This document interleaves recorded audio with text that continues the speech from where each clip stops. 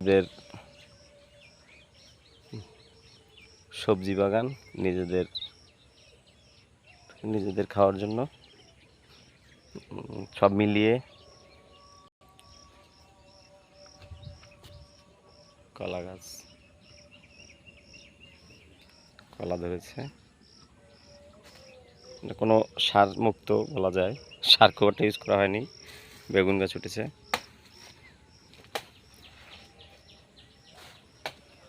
এখানে গ্যান্ডারি হয়েছে, কলা হয়েছে। নিজেদের বাগান খাওয়ার জন্য কলা কাটা হচ্ছে।